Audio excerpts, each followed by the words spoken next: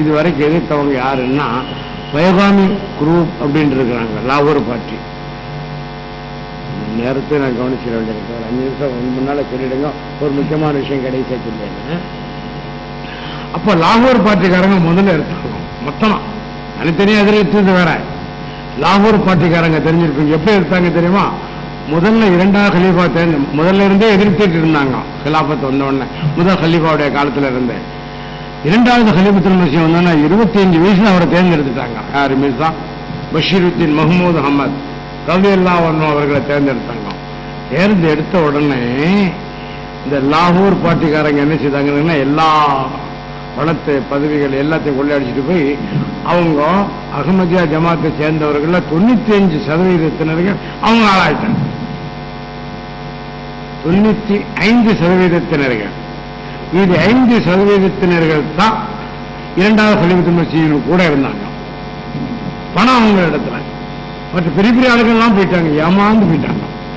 பிறகு 2வது கலீஃபத்துல் மஸீஹ் வந்து என்ன செய்தாங்க அப்படிங்கிறதுனா எல்லாத்தையும் கடைசி எழுதினாங்க, அவங்க முயற்சி பண்ணாங்க. பிறகு என்ன செய்தாங்க அப்படிங்கன்னா அப்போதே சிறிது காலத்திலேயே அவங்க லாகூர் பார்ட்டி சேர்ந்தவங்க 5%,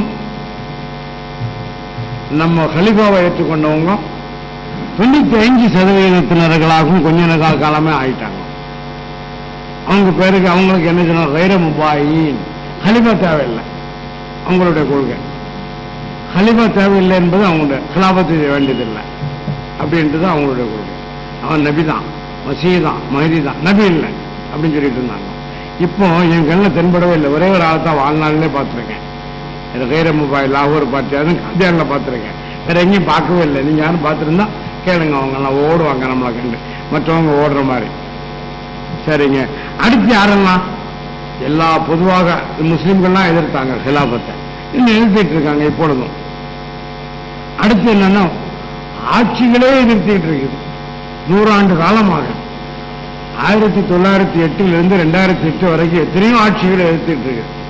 என்ன ஆட்சி எதிர்த்து என்ன முடியும்? அவங்களுக்கு வெற்றி கிடைச்சாலும் வெற்றி கிடைக்காது. இது இறைவனால் நியமிக்கப்பட்ட ஒரு ஜமாத். மற்ற ஜமாத்துக்கள்ல அவங்க ஜமாத்துக்கெல்லாம் இறைவனால் நியமிக்கப்பட்டது இல்லை. அடுத்து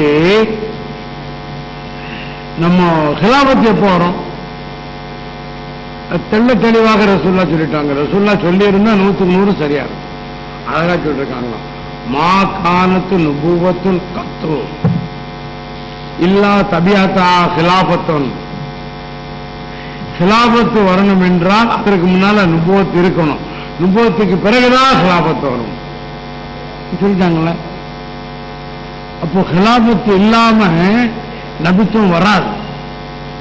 எல்லாத்துக்கும் ஹலீஃபா தேவை அப்படின்னு தெரியுது. ஹிலாபத்துன்னா அந்த ஆட்சி, ஹலீஃபான்னு அதுல ஒருவர் தலைவர். ஹிலாபத்துன்னா தலைமைத்துவம், ஹலீஃபான்னா தலைவர் முஸ்லிம் சமுதாயத்திற்கு.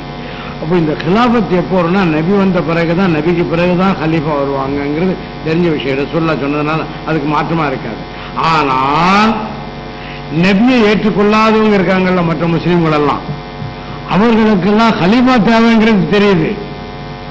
நபி ஏற்றுக்கொள்ளாம எப்படி ஹலீஃபா தேர்ந்தெடுக்க முடியும்? ஆகவே எவ்வளவு முயற்சி பண்ணாங்க, எப்படியாவது ஹலீஃபாவை கொண்டு வந்துடணும் அப்படின்னு சொல்லி இன்னும் முயற்சி பண்ணிட்டே இருக்காங்க எல்லா வகையிலும். அவங்களால அதுல வெற்றி பெறவே முடியல. இன்னொரு விஷயம் ஞாபகத்துக்கு வருது, அதை சொல்லிடுறேன். அதாவது ஒரு ஹலீஃபா இருக்கும் பொழுது இன்னொருவர் ஹலீஃபா என்று வாதம் செய்தால் அவரை கொன்று விடுங்கள் அப்படின்ற ஒரு ஹதீஸ் இருக்கு. சமீபத்தில் படிக்கல, நம்ம முன்னால படிச்சா இருக்குது, கொன்று விடுங்கள். ஆனா நபி என்று வாதித்தால் அவரை கொன்று விடுங்கன்னு சொல்லல. அல்லாஹ் என்ன சொல்றான்? நபியாக இல்லாத ஒருவர் நபி என்று வாதித்தால் நானே பார்த்துக்கிறேன், நீங்க ஒண்ணும் செய்ய வேண்டாம் அப்படின்ட்டான். சரி, அல்லாஹ் என்று வாதித்தா யாரும் ஒண்ணும் செய்ய வேண்டாம், நானும் ஒண்ணும் செய்ய மாட்டேன் அல்லாஹ் சொல்லிட்டான். அல்லாஹ் வரும்ல கலிஃபா நபி சொன்னா அல்லாஹ் சொல்லணும். அல்லாஹ் என்று ஒருவர் வாதித்தாச்சுன்னா அல்லாஹ் தண்டனை கொடுக்க மாட்டான், நம்மளும் தண்டனை கொடுக்க வேண்டியதில்லை. எல்லாம் இல்லை, நம்ம நினைச்சுக்கலாம் பைத்தியாரம் என்ன செய்யறது, நாய் குலைச்சு நம்ம குலைக்க முடியுமா? தெரியுமா? தெரியாதல்லவா? அது மாதிரி கதை. ஆனா நபி என்று வாதித்தாலும், ஆனால் அவர் நபி இல்லாம இருக்கும்போது இறைவனை என்ன விஷயம் பார்த்துக்கிடுவான், நம்ம ஒன்றும் பார்க்க வேண்டியதில்லை. ஆனால் ஹலீஃபா இருக்கும் பொழுது ஒரு ஹலீஃபான்னு வாதிட்டா இன்னொருவர் வந்து அவரை கொன்று விடுங்கள் அப்படிங்கிறது பெரிய பெரிய ஆளுக்கெல்லாம் தெரியும். ஆகையினால இந்த ஹலீஃபாவை கொன்ற பிறகு அவங்க என்ன செய்வாங்க, ஹலீஃபா தேர்ந்தெடுப்பாங்க. அப்படிதான் 4வது ஹலீஃபா கொள்வதற்காக வேண்டி பெரிய முயற்சி எடுத்தாங்க. பெரிய முயற்சி, வரலாற்று உண்மை, இதெல்லாம் சாதாரண விஷயம் இல்லை. இப்ப அதெல்லாம் சொல்றதுக்கு நேரம் இல்லையே. சரிங்க, அடுத்து என்னன்னு கேட்டோம்னா, நம்ம